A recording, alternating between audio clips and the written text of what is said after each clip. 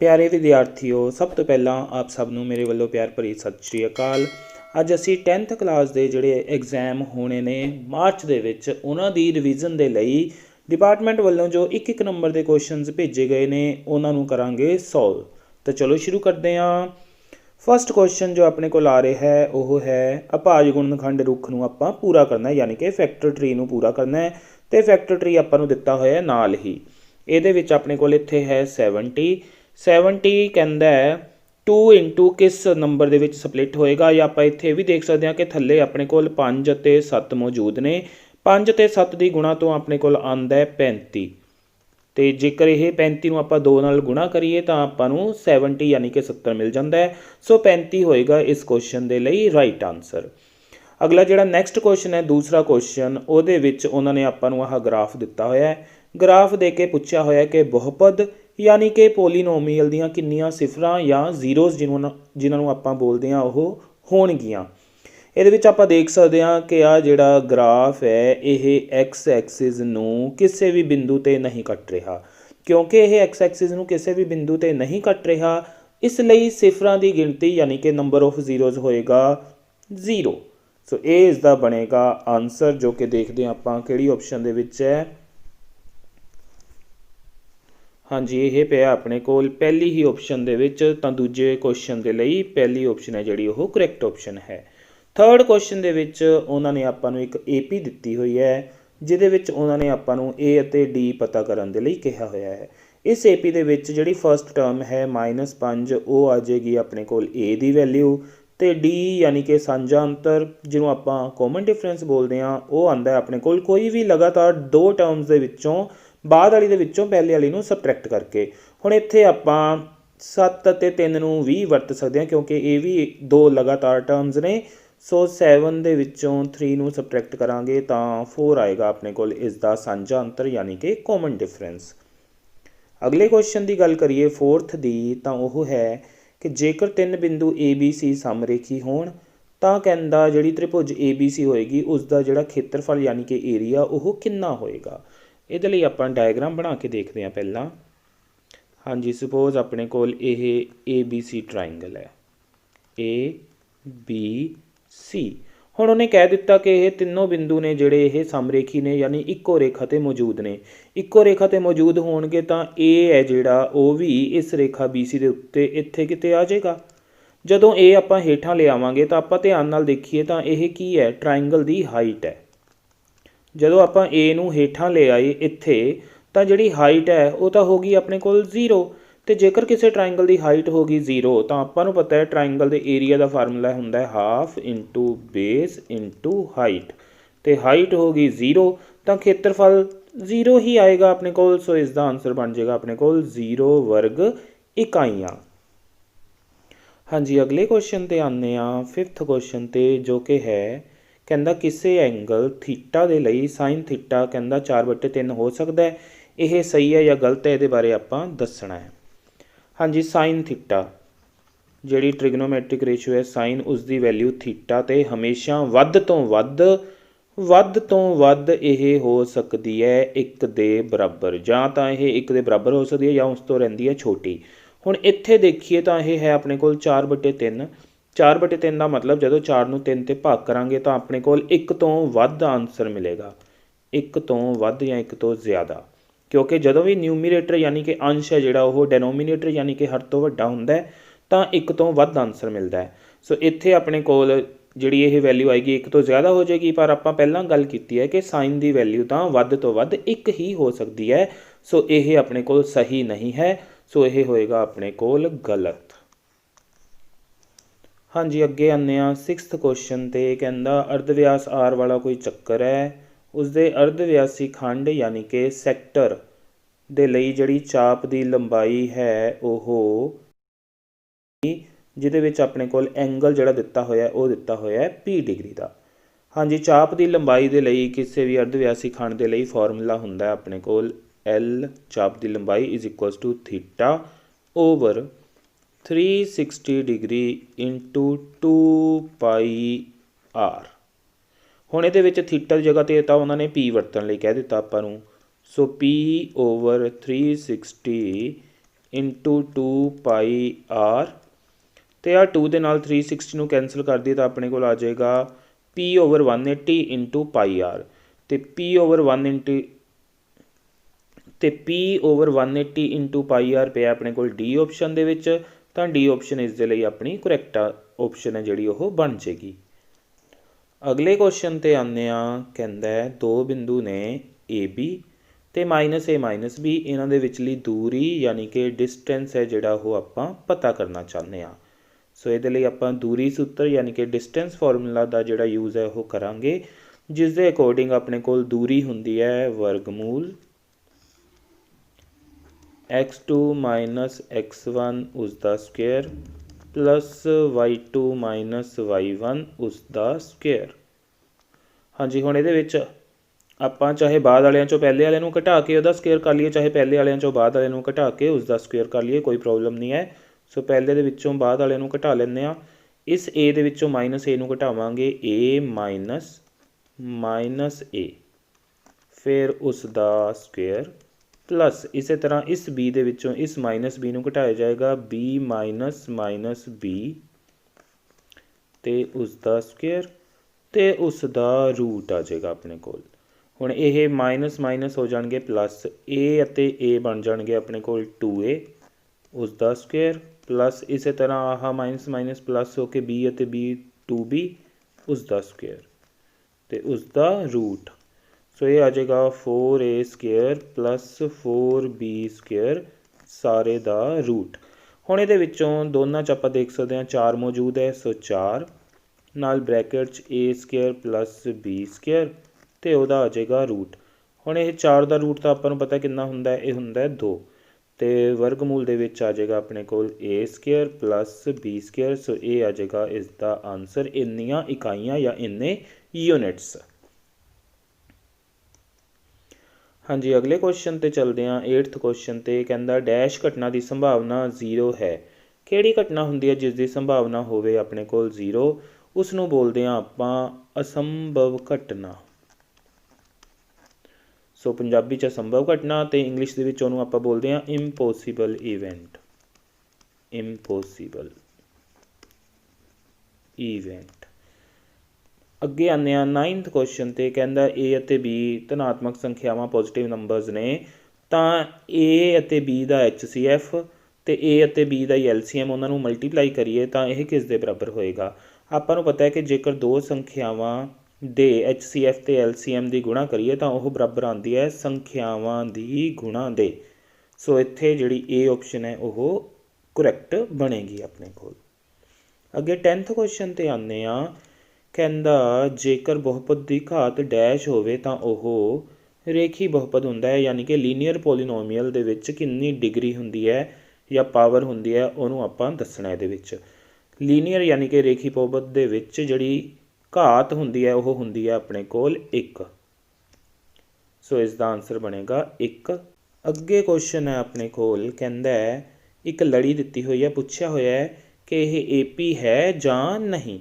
हाँ जी, AP होने दे लई अंक गणितक लड़ी होने दे लई जिहड़ा दो लगातार टर्म्स दे विच अंतर है वो सेम होना चाहिए, डिफरेंस होना चाहिए सेम। इत्थे देखते हैं डिफरेंस 2 तो बन गया 4 यानी 2 जुड़े, 4 तो हो गया 8 4 जुड़े। देखो फर्क पै गया ना। जे ये सेम रहिंदे तां अपने कोल AP बननी सी ते अगे भी ये सेम चलना चाहिए हुंदा है अपने कोल। जेकर पहलियां 2 तो ही आपां नूं पता लग गया कि जिहड़ा डिफरेंस है अंतर है वो सेम नहीं है तां वो AP नहीं हो सकती। सो यह AP नहीं है। हाँ जी, उस तो बाद 12वें क्वेश्चन ते आने कहंदा एक त्रिभुज ABC का खेत्रफल है जिहड़ा ओह 0 वर्ग इकाइयां तां 3 बिंदु ABC डैश होणगे। हाँ जी, इहदे नाल दा पिछे क्वेश्चन कीता सी, ਉਹਦੇ ਵਿੱਚ ਆਪਾਂ ਨੂੰ ਕਹਿ ਦਿੱਤਾ ਸੀ ਕਿ ਬਿੰਦੂ ਸਮਰੇਖੀ ਹੋਣ ਤਾਂ ਖੇਤਰਫਲ 0 ਆਇਆ ਸੀ ਆਪਣਾ। ਹੁਣ ਖੇਤਰਫਲ 0 ਦਿੱਤਾ ਹੋਇਆ ਤਾਂ ਬਿੰਦੂ ਕੀ ਹੋਣਗੇ, ਬਿੰਦੂ ਹੋਣਗੇ ਆਪਣੇ ਕੋਲ ਸਮਰੇਖੀ। सो इसका आंसर बनेगा समरेखी। सो इको क्वेश्चन में दो तरीके दे नाल इस तरह घुमा के पा सकते हैं जिन्होंने आप इंग्लिश के कोलिनियर बोलते हैं, COLLINEAR। हाँ जी, अगे आने 13th क्वेश्चन ते कहंदा वैल्यू पता करनी है cos 48 degree minus sin 42 degree दी। हाँ जी, इस दे लई ਆਪਾਂ 90 ਮਾਈਨਸ ਥੀਟਾ ਵਾਲਾ ਜਿਹੜਾ ਫਾਰਮੂਲਾ ਉਹ ਯੂਜ਼ ਕਰਾਂਗੇ। cos 48 ਡਿਗਰੀ ਨੂੰ ਆਪਾਂ ਲਿਖ ਸਕਦੇ ਹਾਂ cos of 90 degree minus 42 degree, ਕਿਉਂਕਿ 48 ਡਿਗਰੀ ਅਤੇ 42 ਡਿਗਰੀ ਦਾ ਸਮ ਹੀ ਆਪਣੇ ਕੋਲ 90 ਹੁੰਦਾ ਹੈ, ਅਤੇ 48 ਡਿਗਰੀ ਲਿਆਉਣ ਦੇ ਲਈ 90 ਚੋਂ 42 ਡਿਗਰੀ ਨੂੰ ਸਬਟਰੈਕਟ ਕਰਾਂਗੇ। ਮਾਈਨਸ ਪਿੱਛੇ ਹੈ ਆਪਣੇ ਕੋਲ ਸਾਈਨ 42 ਡਿਗਰੀ। ਹੁਣ cos 90 ਮਾਈਨਸ ਥੀਟਾ ਦਾ ਫਾਰਮੂਲਾ ਹੁੰਦਾ ਆਪਣੇ ਕੋਲ, cos 90 ਮਾਈਨਸ ਥੀਟਾ ਹੁੰਦਾ ਸਾਈਨ ਥੀਟਾ। ਸੋ ਇਹ ਬਣ ਜਾਏਗਾ cos ਦੀ ਜਗ੍ਹਾ 'ਤੇ ਸਾਈਨ, ਅਤੇ ਥੀਟਾ ਆਪਣੇ ਕੋਲ ਆ ਜਾਏਗਾ 42 ਡਿਗਰੀ। ਪਿੱਛੇ ਪਿਆ ਮਾਈਨਸ ਸਾਈਨ 42 ਡਿਗਰੀ। ਹਾਂਜੀ, ਇਹ ਸੇਮ ਹੋ ਗਈਆਂ ਟਰਮਸ। ਸੇਮ ਦੇ ਵਿੱਚੋਂ ਸੇਮ ਨੂੰ ਘਟਾਈਏ ਤਾਂ ਆਨਸਰ ਮਿਲਦਾ 0। ਸੋ ਇਸ ਦਾ ਆਨਸਰ ਆ ਜਾਏਗਾ ਆਪਣੇ ਕੋਲ 0। ਹਾਂਜੀ, ਅਗਲੇ ਕੁਐਸਚਨ 'ਤੇ ਆਉਂਦੇ ਹਾਂ 14 'ਤੇ। ਕਹਿੰਦਾ ਕਿਸੇ ਚੱਕਰ ਦੇ ਚੱਕਰਖੰਡ ਦਾ ਖੇਤਰਫਲ ਅਨੁਸਾਰੀ ਅਰਧਵਿਆਸੀ ਖੰਡ ਦੇ ਖੇਤਰਫਲ ਤੋਂ ਘੱਟ ਹੁੰਦਾ ਹੈ। ਇਹ ਸਹੀ ਹੈ ਜਾਂ ਗਲਤ ਹੈ? ਹਾਂਜੀ, ਇਹਨੂੰ ਡਿਸਕਸ ਕਰਦੇ ਹਾਂ ਆਪਾਂ ਡਾਇਗਰਾਮ ਦੇ ਥਰੂ। ਇੱਕ ਸਰਕਲ ਲੈਂਦੇ ਹਾਂ। ਇਸ ਦੇ ਵਿੱਚ ਹੁਣ ਆਪਾਂ ਅਰਧਵਿਆਸੀ ਖੰਡ ਅਤੇ ਚੱਕਰਖੰਡ ਦੋਨਾਂ ਦੀ ਗੱਲ ਕਰਦੇ ਹਾਂ। ਸੈਂਟਰ ਤੋਂ ਜੇਕਰ ਆਪਾਂ ਦੋ ਅਰਧਵਿਆਸ ਲੈ ਲਈਏ, ਇੱਕ ਇੱਧਰ ਇੱਕ ਇੱਧਰ, ਤਾਂ ਆਹ ਜਿਹੜਾ ਸਾਰਾ ਏਰੀਆ ਇਹ ਹੋਏਗਾ ਅਰਧਵਿਆਸੀ ਖੰਡ ਦਾ ਖੇਤਰਫਲ। ਅਤੇ ਜੇਕਰ ਚੱਕਰਖੰਡ ਦੀ ਗੱਲ ਕਰੀਏ ਤਾਂ ਉਸ ਦੇ ਲਈ ਇੱਕ ਜਿਹੜੀ ਜੀਵਾ ਹੁੰਦੀ ਹੈ ਉਹ ਲੈ ਕੇ ਆਹ ਇੱਕ ਜੀਵਾ ਹੋ ਗਈ, ਤਾਂ ਜਿਹੜਾ ਹੇਠਾਂ ਵਾਲਾ ਖੇਤਰ ਹੈ, ਆਹ ਵਾਲਾ ਏਰੀਆ, ਇਹ ਹੁੰਦਾ ਆਪਣੇ ਕੋਲ ਚੱਕਰਖੰਡ ਦਾ ਖੇਤਰਫਲ। ਚੱਕਰਖੰਡ ਜਿਹਨੂੰ ਆਪਾਂ ਸੈਗਮੈਂਟ ਬੋਲਦੇ ਹਾਂ। ਅਤੇ ਸੈਕਟਰ ਯਾਨੀ ਅਰਧਵਿਆਸੀ ਖੰਡ ਦਾ ਖੇਤਰਫਲ ਜ਼ਿਆਦਾ ਸੀ, ਜਿਵੇਂ ਤੁਸੀਂ ਦੇਖ ਸਕਦੇ ਹੋ। ਪਹਿਲਾਂ ਆਪਾਂ ਜ਼ਿਆਦਾ ਹਿੱਸੇ ਨੂੰ ਕਲਰ ਕੀਤਾ ਸੀ, ਹੁਣ ਆ ਰਿਹਾ ਥੋੜ੍ਹਾ ਹਿੱਸਾ। ਸੋ ਚੱਕਰਖੰਡ ਦਾ ਖੇਤਰਫਲ ਹੁੰਦਾ ਘੱਟ, ਕਿਸ ਤੋਂ? ਅਰਧਵਿਆਸੀ ਖੰਡ ਦੇ ਖੇਤਰਫਲ ਤੋਂ। ਸੋ ਇਹ ਹੋ ਗਿਆ ਆਪਣੇ ਕੋਲ ਟਰੂ, ਯਾਨੀ ਇਹ ਹੈ ਆਪਣੇ ਕੋਲ ਸਹੀ ਕਿ ਜਿਹੜਾ ਚੱਕਰਖੰਡ ਹੁੰਦਾ ਉਸ ਦਾ ਖੇਤਰਫਲ ਅਰਧਵਿਆਸੀ ਖੰਡ ਦੇ ਖੇਤਰਫਲ ਤੋਂ ਘੱਟ ਹੁੰਦਾ ਹੈ। ਹਾਂਜੀ, ਅੱਗੇ ਆਉਂਦੇ ਹਾਂ ਆਪਾਂ। ਕਹਿੰਦਾ ਹੈ ਜਦੋਂ ਕਿਸੇ ਇੱਕ ਠੋਸ ਵਸਤੂ ਨੂੰ ਦੂਜੇ ਠੋਸ ਵਸਤੂ ਵਿੱਚ ਬਦਲਿਆ ਤਾਂ ਉਹਨਾਂ ਦਾ ਜਿਹੜਾ ਆਇਤਨ ਹੈ ਉਹ ਡੈਸ਼। ਹਾਂਜੀ, ਇਹਦੇ ਬਾਰੇ ਆਪਾਂ ਦੱਸਣਾ ਕਿ ਆਇਤਨ ਵੱਧ ਜਾਂਦਾ ਹੈ, ਘੱਟ ਜਾਂਦਾ ਹੈ, ਜਾਂ ਕੋਈ ਫਰਕ ਨਹੀਂ ਪੈਂਦਾ। ਹਾਂਜੀ, ਇਹ ਜਿਹੜਾ 13th ਚੈਪਟਰ ਹੈ ਉਸਦੀ ਐਕਸਰਸਾਈਜ਼ 13.3 ਹੈ ਜਿਹੜੀ, ਉਹ ਇਸ ਦੇ ਬੇਸ 'ਤੇ ਹੀ ਹੈ 13.3 ਐਕਸਰਸਾਈਜ਼। ਕਿ ਜਦੋਂ ਆਪਾਂ ਇੱਕ ਸੋਲਿਡ ਤੋਂ ਸਪੋਜ਼ ਕੋਨ ਤੋਂ ਬੇਲਨ 'ਚ ਬਦਲੀਏ, ਮਟੀਰੀਅਲ ਓਨਾ ਹੀ ਯੂਜ਼ ਕੀਤਾ, ਕਿਉਂਕਿ ਆਪਾਂ ਜੇਕਰ ਕਿਸੇ ਮੈਟਲ ਦੀ ਕੋਨ ਹੈ, ਉਸੇ ਮੈਟਲ ਤੋਂ ਆਪਾਂ ਸਿਲੰਡਰ ਬਣਾ ਦਿੱਤਾ ਓਨੀ ਹੀ ਕੋਨ ਤੋਂ, ਤਾਂ ਜਿਹੜਾ ਵੋਲਿਊਮ ਹੈ ਉਹ ਹਮੇਸ਼ਾ ਰਹਿੰਦਾ ਸੇਮ। ਸੋ ਜਿਹੜਾ ਘਣਫਲ ਜਾਂ ਆਇਤਨ ਹੁੰਦਾ ਉਹ ਰਹਿੰਦਾ ਬਰਾਬਰ, ਉੱਤੇ ਕੋਈ ਫਰਕ ਨਹੀਂ ਪੈਂਦਾ। ਸੋ ਯਾਨੀ ਕਿ ਸੀ ਆਪਸ਼ਨ ਹੈ ਜਿਹੜੀ ਉਹ ਇਸ ਦੇ ਲਈ ਕਰੈਕਟ ਆਪਸ਼ਨ ਹੋਏਗੀ। ਅਗਲੇ ਕੁਐਸਚਨ 'ਤੇ ਆਉਂਦੇ ਹਾਂ।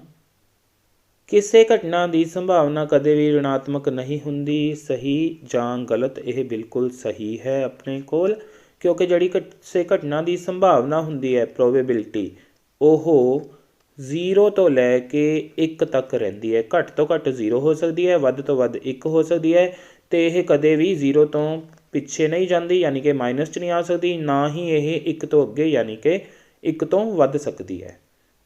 ਹਾਂਜੀ, ਅੱਗੇ ਆਉਂਦੇ ਹਾਂ 17th ਕੁਐਸਚਨ 'ਤੇ। ਕਹਿੰਦਾ ਥੀਟਾ ਦੇ ਵਧਣ ਨਾਲ ਕੋਸ ਥੀਟਾ ਦਾ ਮੁੱਲ ਹੈ ਜਿਹੜਾ ਉਹ ਵੱਧਦਾ ਹੈ। ਦੱਸਣਾ ਇਹ ਸਹੀ ਹੈ ਜਾਂ ਗਲਤ ਹੈ। ਹਾਂਜੀ, ਆਪਾਂ ਵੈਲਿਊਜ਼ ਦਾ ਟੇਬਲ ਦੇਖੀਏ ਟ੍ਰਿਗਨੋਮੈਟ੍ਰਿਕ ਰੇਸ਼ੀਓਜ਼ ਦੀਆਂ, ਤਾਂ ਕੋਸ ਦੀ ਵੈਲਿਊ ਹੈ ਜਿਹੜੀ 0 ਡਿਗਰੀ 'ਤੇ ਹੁੰਦੀ ਹੈ 1।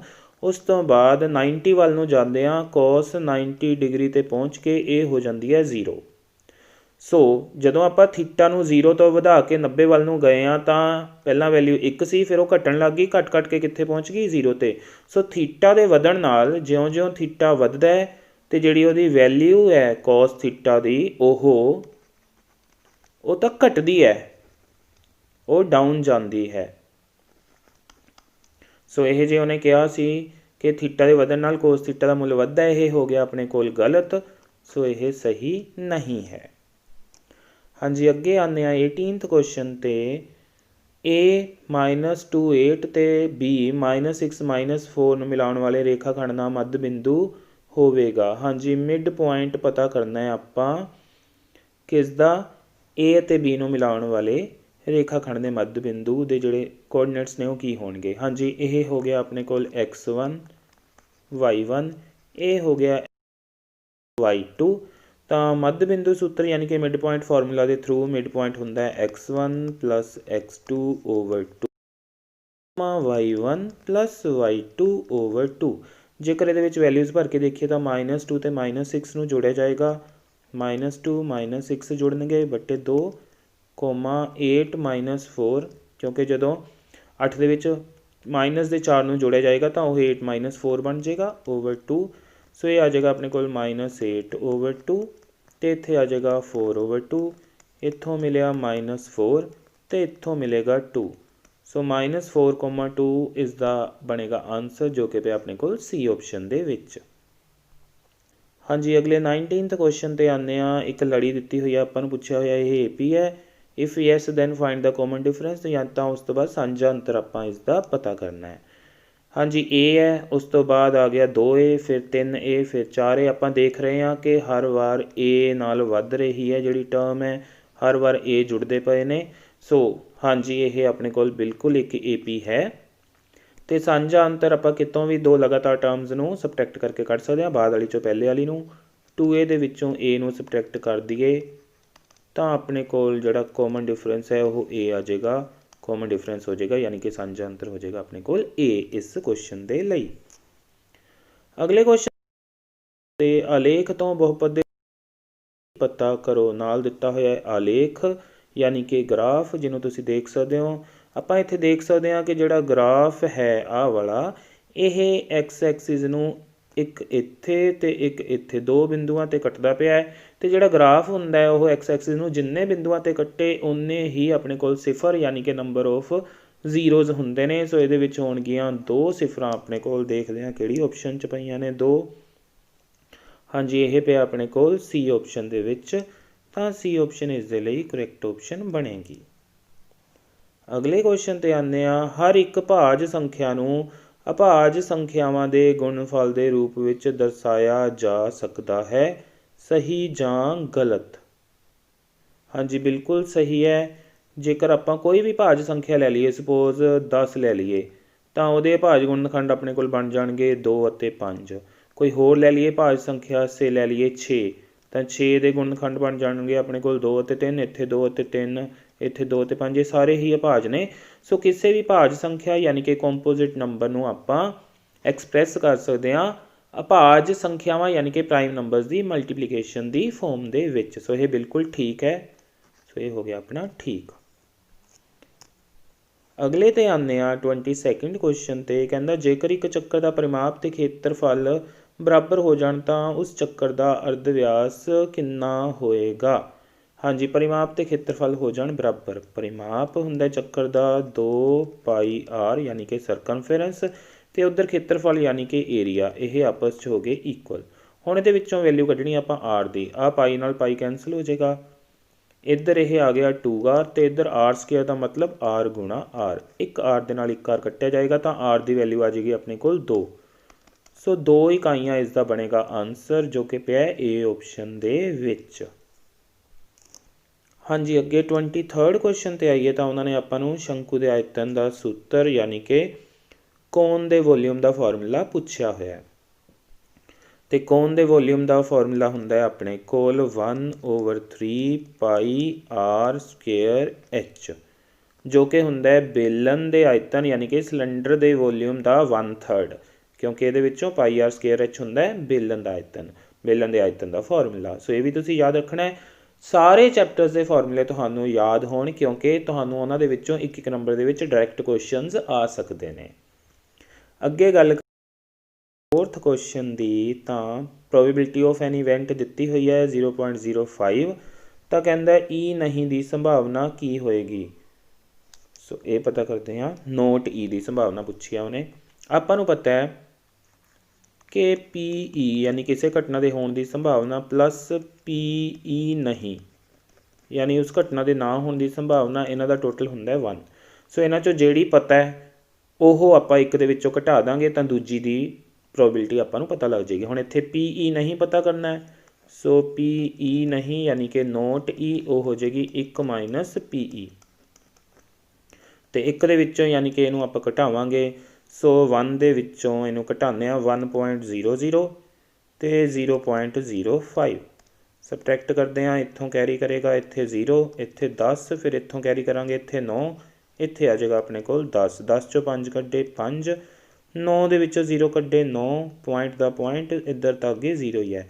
ਸੋ 0.95 ਇਸ ਦਾ ਬਣੇਗਾ ਆਨਸਰ ਆਪਣੇ ਕੋਲ। ਸੋ ਇਹ ਹੋ ਜਾਏਗਾ ਫਾਈਨਲ ਆਨਸਰ। ਹਾਂਜੀ, ਅੱਗੇ ਆਉਂਦੇ ਹਾਂ 25th ਕੁਐਸਚਨ 'ਤੇ। ਕਹਿੰਦਾ ਹੇਠ ਲਿਖਿਆਂ ਵਿੱਚੋਂ ਕਿਹੜੀ ਕਿਸੇ ਘਟਨਾ ਦੀ ਸੰਭਾਵਨਾ ਨਹੀਂ ਹੋ ਸਕਦੀ। ਹਾਂਜੀ, ਆਪਾਂ ਸਾਰੀਆਂ ਆਪਸ਼ਨਸ ਡਿਸਕਸ ਕਰਦੇ ਹਾਂ ਤਾਂ ਕਿ ਤੁਹਾਨੂੰ ਸਾਰੀਆਂ ਆਪਸ਼ਨਸ ਬਾਰੇ ਪਤਾ ਲੱਗ ਸਕੇ ਕਿ ਇਹਨਾਂ ਦੇ ਵਿੱਚੋਂ ਕਿਹੜੀ ਕਿਸੇ ਘਟਨਾ ਦੀ ਸੰਭਾਵਨਾ ਨਹੀਂ ਹੋ ਸਕਦੀ। 2/3। ਹਾਂਜੀ, 2/3 ਯਾਨੀ ਕਿ ਅੰਸ਼ ਹੈ ਛੋਟਾ ਹਰ ਤੋਂ। ਇਹਦਾ ਮਤਲਬ ਇਹਦੀ ਵੈਲਿਊ ਹੈ ਜਿਹੜੀ ਉਹ 1 ਤੋਂ ਘੱਟ ਆਏਗੀ, ਅਤੇ 1 ਤੋਂ ਘੱਟ ਤਾਂ ਕਿਸੇ ਵੀ ਘਟਨਾ ਦੀ ਸੰਭਾਵਨਾ ਹੋ ਸਕਦੀ ਹੈ। ਸੋ ਇਹ ਤਾਂ ਸੰਭਾਵਨਾ ਹੋ ਸਕਦੀ ਹੈ। ਹਾਂ, ਜੇਕਰ ਅੰਸ਼ ਵੱਡਾ ਹੁੰਦਾ ਹਰ ਤੋਂ ਫਿਰ ਇਹਨੇ 1 ਤੋਂ ਵੱਧ ਜਾਣਾ ਸੀ, ਫਿਰ ਇਹ ਘਟਨਾ ਦੀ ਸੰਭਾਵਨਾ ਨਹੀਂ ਹੋ ਸਕਦੀ ਸੀ। ਫਿਲਹਾਲ ਇਹ ਘਟਨਾ ਦੀ ਸੰਭਾਵਨਾ ਹੋ ਸਕਦੀ ਹੈ। ਅੱਗੇ 0.7 ਹੈ ਜਿਹੜਾ ਉਹ 0 ਤੋਂ ਵੱਡਾ ਹੈ ਅਤੇ 1 ਤੋਂ ਛੋਟਾ ਇਹਦੇ ਵਿੱਚ ਆਉਂਦਾ ਹੈ। ਸੋ ਇਹ ਵੀ ਤਾਂ ਕਿਸੇ ਘਟਨਾ ਦੀ ਸੰਭਾਵਨਾ ਹੋ ਹੀ ਸਕਦੀ ਹੈ। ਅੱਗੇ -1.5। ਹਾਂਜੀ, ਇਹ ਕਿਸੇ ਘਟਨਾ ਦੀ ਸੰਭਾਵਨਾ ਨਹੀਂ ਹੋ ਸਕਦੀ ਕਿਉਂਕਿ ਘਟਨਾ ਦੀ ਸੰਭਾਵਨਾ ਰਿਣਾਤਮਕ ਯਾਨੀ ਕਿ ਨੈਗੇਟਿਵ ਨਹੀਂ ਹੋ ਸਕਦੀ। ਸੋ ਸੀ ਆਪਸ਼ਨ ਹੀ ਕਰੈਕਟ ਆਪਸ਼ਨ ਹੋਏਗੀ। ਅਗਲੀ ਨੂੰ ਗੱਲ ਕਰੀਏ ਤਾਂ 15% ਹਟਾ ਕੇ ਹੇਠਾਂ ਆ ਜਾਏਗਾ 100। ਸੋ 15/100 ਅੰਸ਼ ਹੋ ਗਿਆ ਛੋਟਾ ਹਰ ਤੋਂ, ਇਹਦਾ ਮਤਲਬ ਇਸ ਦੀ ਵੈਲਿਊ ਵੀ 1 ਤੋਂ ਛੋਟੀ ਹੋਏਗੀ ਅਤੇ ਪੋਜ਼ੀਟਿਵ ਹੈ। ਸੋ ਇਹ 0 ਅਤੇ 1 ਦੇ ਵਿੱਚ ਹੋਏਗੀ, ਤਾਂ ਇਹਦਾ ਮਤਲਬ ਇਹ ਵੀ ਕਿਸੇ ਘਟਨਾ ਦੀ ਸੰਭਾਵਨਾ ਹੋ ਸਕਦੀ ਹੈ। ਸੋ ਸਿਰਫ ਸੀ ਆਪਸ਼ਨ ਹੀ ਹੈ ਜਿਹੜੀ ਇੱਥੇ ਉਹ ਕਿਸੇ ਘਟਨਾ ਦੀ ਸੰਭਾਵਨਾ ਨਹੀਂ ਹੋ ਸਕਦੀ। ਹਾਂਜੀ, ਅੱਗੇ ਆਉਂਦੇ ਹਾਂ 26th ਕੁਐਸਚਨ 'ਤੇ। ਕਹਿੰਦਾ ਇੱਕ ਘਣਾਵ ਦੇ ਕੁੱਲ ਸਤ੍ਹਾ ਦੇ ਖੇਤਰਫਲ ਦਾ ਸੂਤਰ ਲਿਖੋ। ਘਣਾਵ ਯਾਨੀ ਕਿ ਕਿਊਬੋਇਡ, ਉਸਦੇ ਕੁੱਲ ਸਤ੍ਹਾ ਯਾਨੀ ਕਿ ਟੋਟਲ ਸਰਫੇਸ ਏਰੀਆ ਦਾ formula. So total surface area ਦਾ ਫਾਰਮੂਲਾ ਲਿਖਦੇ ਹਾਂ। ਆਪਣੇ ਕੋਲ ਉਹ ਹੁੰਦਾ 2 ਬ੍ਰੈਕਟ LB + BH + LH। ਸੋ ਇਹ ਬਣੇਗਾ ਆਪਣੇ ਕੋਲ ਇਸ ਦਾ ਸਹੀ ਆਨਸਰ। 27th ਕੁਐਸਚਨ 'ਤੇ ਆਉਂਦੇ ਹਾਂ। ਕਹਿੰਦਾ ਚੱਕਰ ਨੂੰ 2 ਬਿੰਦੂਆਂ 'ਤੇ ਕੱਟਣ ਵਾਲੀ ਜਿਹੜੀ ਰੇਖਾ ਹੁੰਦੀ ਆ ਉਹਨੂੰ ਆਪਾਂ ਕੀ ਬੋਲਦੇ ਹਾਂ। ਹਾਂਜੀ, ਉਸ ਨੂੰ ਚੱਕਰ ਦੀ ਛੇਦਕ ਰੇਖਾ ਬੋਲਿਆ ਜਾਂਦਾ ਹੈ। ਛੇਦਕ ਰੇਖਾ ਯਾਨੀ ਕਿ ਸੀਕੈਂਟ।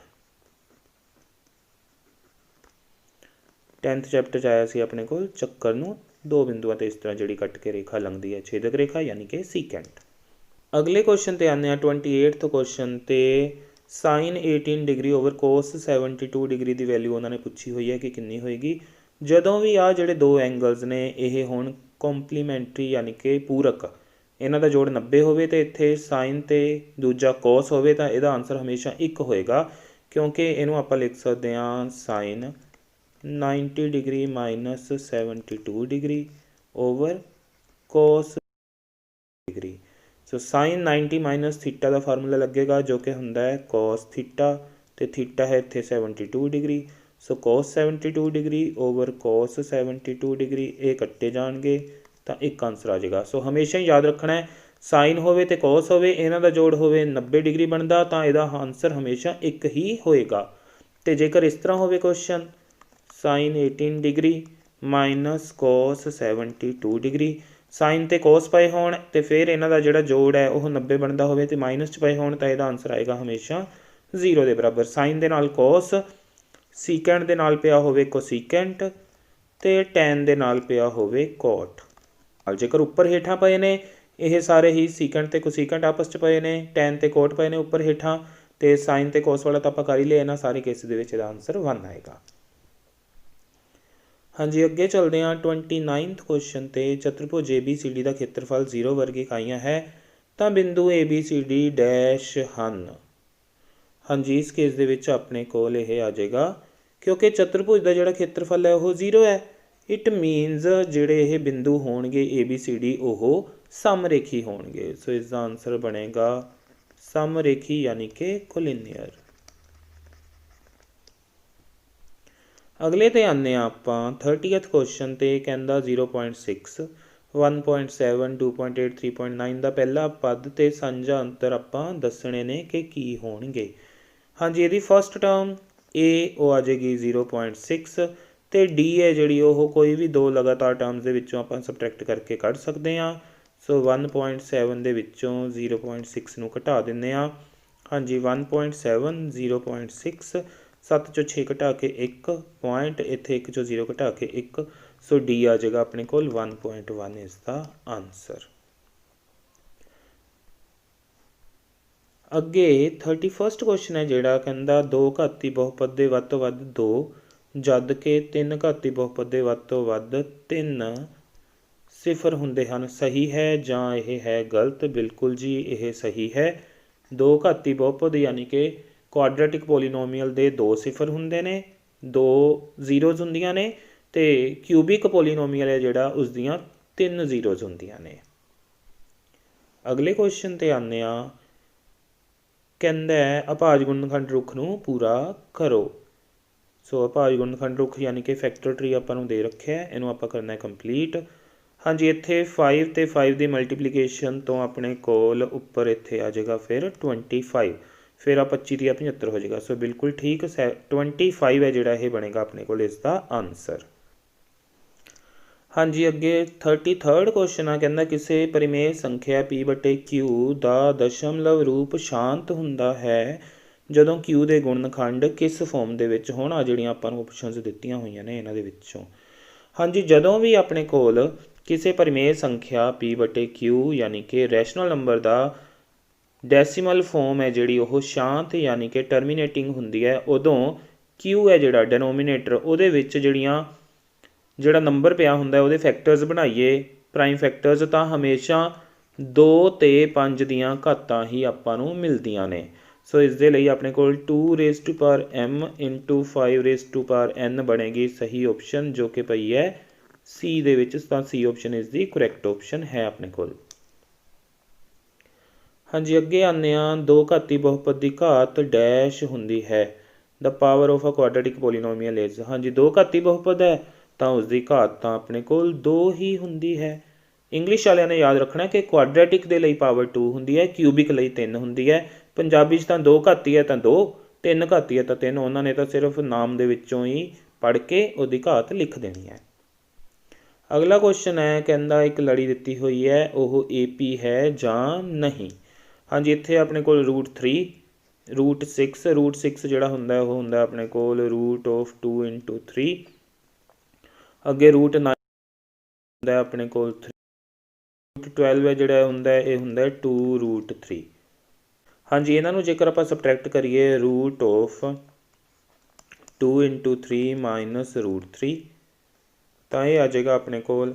ਇਹਨੂੰ ਲਿਖ ਸਕਦੇ ਹਾਂ √2 × √3 -√3। √3 ਹੋ ਜਾਏਗਾ ਕੋਮਨ, ਤਾਂ ਇਹ ਆ ਗਿਆ ਆਪਣੇ ਕੋਲ √2 - 1।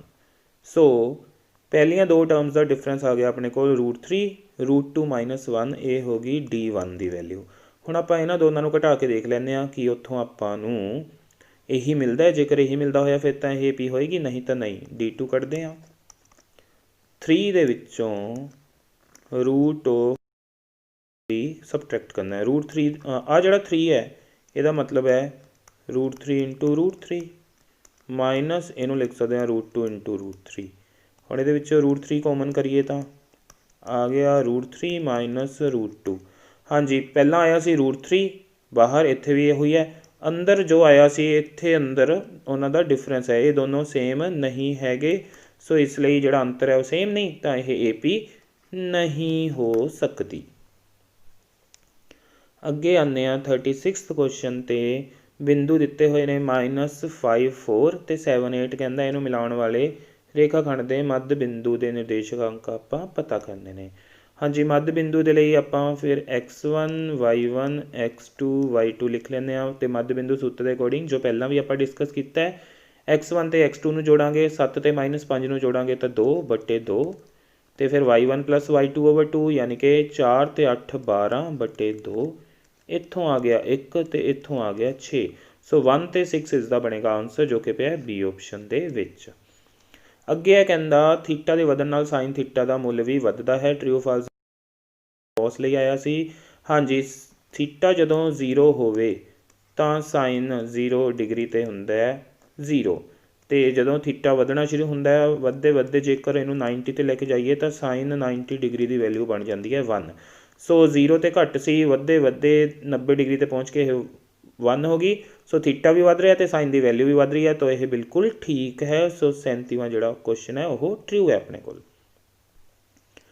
ਅੱਗੇ ਕਹਿੰਦਾ ਅਰਧ ਵਿਆਸ ਆਰ ਵਾਲੇ ਚੱਕਰਖੰਡ ਦੇ ਅਰਧਵਿਆਸੀ ਖੰਡ ਦਾ ਖੇਤਰਫਲ ਜਿਸ ਦੇ ਕੋਣ ਦੀ ਵੈਲਿਊ 30 ਡਿਗਰੀ ਹੈ ਤਾਂ ਉਹ ਕਿੰਨਾ ਹੋਏਗਾ ਆਪਣੇ ਕੋਲ।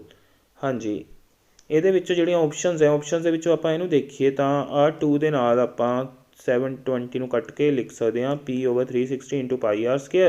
ਅਤੇ ਇਹ ਉਸੀ ਤਰ੍ਹਾਂ ਦਾ ਬਣ ਗਿਆ ਆਪਣੇ ਕੋਲ θ/360 × πr² ਹੀ ਹੁੰਦੀ ਹੈ ਆਪਣੇ ਕੋਲ ਅਰਧਵਿਆਸੀ ਖੰਡ ਦੇ ਖੇਤਰਫਲ ਦੀ ਵੈਲਿਊ ਜਦੋਂ ਐਂਗਲ ਹੋਵੇ ਥੀਟਾ। ਹੁਣ ਇੱਥੇ P ਹੈ ਤਾਂ ਉੱਤੇ ਥੀਟਾ ਜਗ੍ਹਾ 'ਤੇ P ਆ ਜਾਏਗਾ।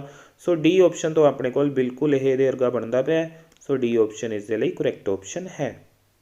ਹਾਂਜੀ, ਅੱਗੇ ਆਉਂਦੇ ਹਾਂ, ਇੱਕ ਗੇਂਦ ਦੀ ਸ਼ਕਲ ਕਿਹੋ ਜਿਹੀ ਹੁੰਦੀ ਹੈ। ਹਾਂਜੀ, ਗੇਂਦ ਤੁਸੀਂ ਸਾਰਿਆਂ ਨੇ ਦੇਖੀ ਹੀ ਹੋਏਗੀ ਕਿ ਉਹ ਰਾਊਂਡ ਸ਼ੇਪ ਦੇ ਵਿੱਚ ਹੁੰਦੀ ਹੈ ਅਤੇ ਇਹ ਹੁੰਦਾ ਇੱਕ ਸਫੀਅਰ ਯਾਨੀ ਕਿ ਇੱਕ ਗੋਲਾ। ਤਾਂ ਦੇਖਦੇ ਹਾਂ ਗੋਲਾ ਉਹਨਾਂ ਨੇ ਕਿਹੜੀ ਆਪਸ਼ਨ 'ਚ ਦਿੱਤਾ ਹੋਇਆ ਆਪਾਂ ਨੂੰ। ਹਾਂਜੀ, ਡੀ ਆਪਸ਼ਨ ਇਸ ਦੇ ਲਈ ਕਰੈਕਟ ਆਪਸ਼ਨ ਹੈ ਆਪਣੇ ਕੋਲ। ਫਿਰ ਅੱਗੇ 40 ਲਾਸਟ ਕੁਐਸਚਨ ਹੈ, ਜਿਹੜੇ ਇਹ ਕੁਐਸਚਨਸ ਨੇ ਉਹਨਾਂ ਦੇ ਵਿੱਚੋਂ ਕਹਿੰਦਾ ਕਥਨ ਨੂੰ ਪੂਰਾ ਕਰੋ। ਘਟਨਾ ਦੀ ਸੰਭਾਵਨਾ ਅਤੇ ਘਟਨਾ ਨਹੀਂ ਦੀ ਸੰਭਾਵਨਾ। ਹਾਂਜੀ, ਆਪਾਂ ਪਹਿਲਾਂ ਵੀ ਡਿਸਕਸ ਕੀਤਾ ਸੀ, ਇੱਕ ਕੁਐਸਚਨ ਵੀ ਸੋਲਵ ਕੀਤਾ ਸੀ ਇਹਦੇ 'ਤੇ ਕਿ ਇਹਨਾਂ ਦਾ ਟੋਟਲ ਹਮੇਸ਼ਾ 1 ਦੇ ਬਰਾਬਰ ਹੁੰਦਾ ਹੈ। ਸੋ ਇਸ ਦੀ ਖਾਲੀ ਥਾਂ 'ਚ ਆਏਗਾ 1 ਆਪਣੇ ਕੋਲ। ਸੋ ਸਟੂਡੈਂਟਸ, ਇਸ ਦੇ ਨਾਲ ਹੀ ਤੁਹਾਡੇ ਫਾਈਨਲ ਐਗਜ਼ਾਮਸ ਦੀ ਰਿਵੀਜ਼ਨ ਦੇ ਲਈ ਜਿਹੜੇ 1-1 ਨੰਬਰ ਦੇ ਕੁਐਸਚਨਸ ਸੀ, 40 ਕੁਐਸਚਨਸ ਜਿਨ੍ਹਾਂ ਦੀ PDF ਆਪਣੇ ਕੋਲ ਆਈ ਹੈ, ਤੁਹਾਡੇ ਕੋਲ ਵੀ ਮੌਜੂਦ ਹੋਏਗੀ। ਉਸ ਦਾ ਸੋਲਿਊਸ਼ਨ ਹੁੰਦਾ ਹੈ ਕੰਪਲੀਟ। ਮੈਨੂੰ ਉਮੀਦ ਹੈ ਇਹ ਸਾਰੇ ਕੁਐਸਚਨਸ ਤੁਹਾਨੂੰ ਚੰਗੀ ਤਰ੍ਹਾਂ ਸਮਝ ਆ ਗਏ ਹੋਣਗੇ। ਫਿਰ ਵੀ ਕੋਈ ਪ੍ਰੋਬਲਮ ਹੋਏ ਤਾਂ ਤੁਸੀਂ ਮੈਨੂੰ ਕਮੈਂਟ ਕਰਕੇ ਪੁੱਛ ਸਕਦੇ ਹੋ। ਵੀਡੀਓ ਚੰਗੀ ਲੱਗੀ ਹੋਏ ਤਾਂ ਇਸ ਨੂੰ ਲਾਈਕ ਜ਼ਰੂਰ ਕਰਨਾ ਅਤੇ ਆਪਣੇ ਹੋਰ ਫਰੈਂਡਸ ਅਤੇ ਸਟੂਡੈਂਟਸ ਦੇ ਨਾਲ ਸ਼ੇਅਰ ਜ਼ਰੂਰ ਕਰਨਾ।